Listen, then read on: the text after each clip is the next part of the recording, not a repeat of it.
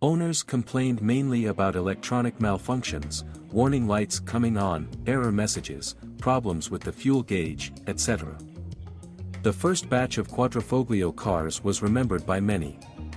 The cars, having driven only 100 kilometers, returned to the service center because the check engine light came on. Over time, the number of problems decreased. However, in 2017 to 2019, a series of cars entered the market with faulty adaptive cruise control software.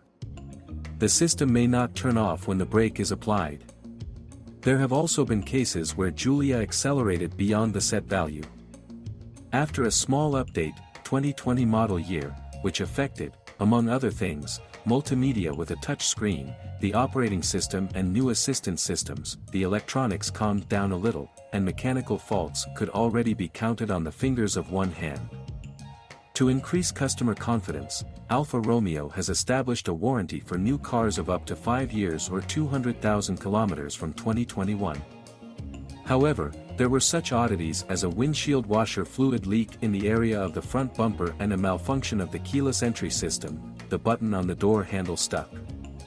Another known problem is with batteries dying, many were replaced under warranty.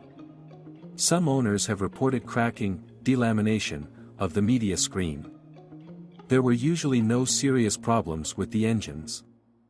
Initially, versions 2.2/150 and 180 horsepower were offered.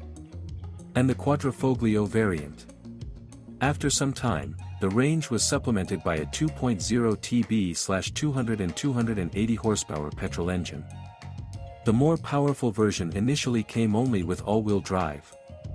Over time, a diesel engine also appeared in versions of 136, 160, 190 and 210 horsepower, only for all-wheel drive versions of Q4.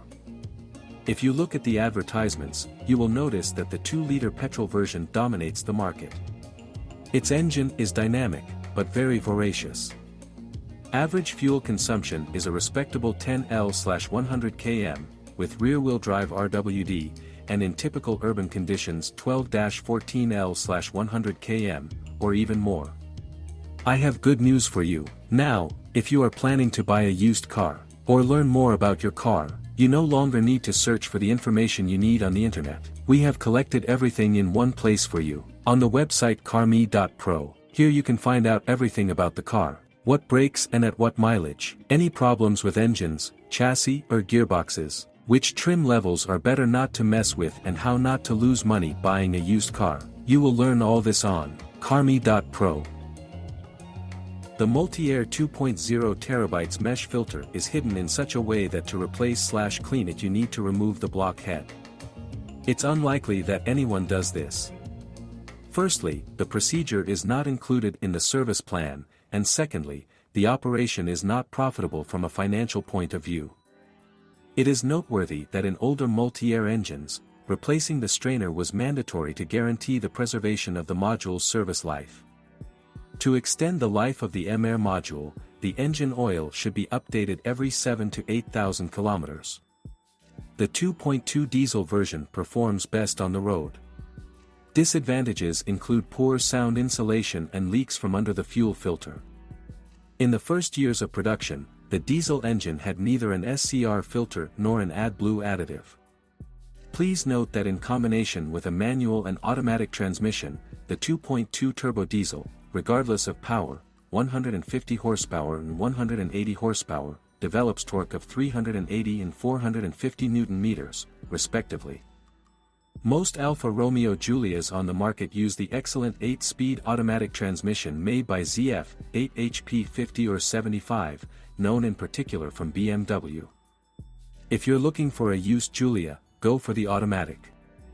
Although the automatic transmission can sometimes jerk slightly when cold, it is still one of the best transmissions of its type. The problem of jerking or freezing is usually resolved with a software update. The most important advantage of Giulia, which makes many people make a purchasing decision, is controllability.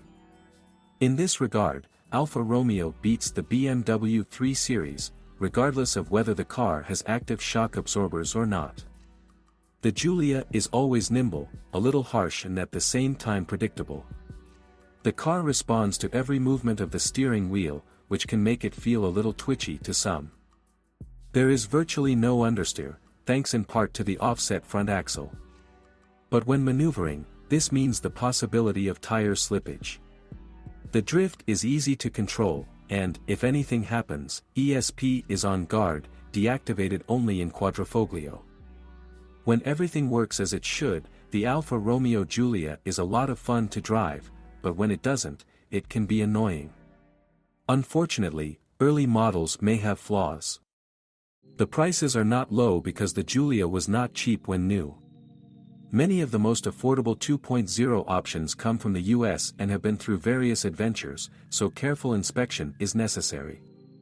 If only because Giulia is richly equipped with complex electronics, and you hardly want to drive a car that has been tinkered with by someone other than Italian engineers. Some spare parts are expensive and difficult to obtain. However, this does not bother fans of the Italian automobile industry. Not surprising, since Giulia is captivating with its appearance and behavior.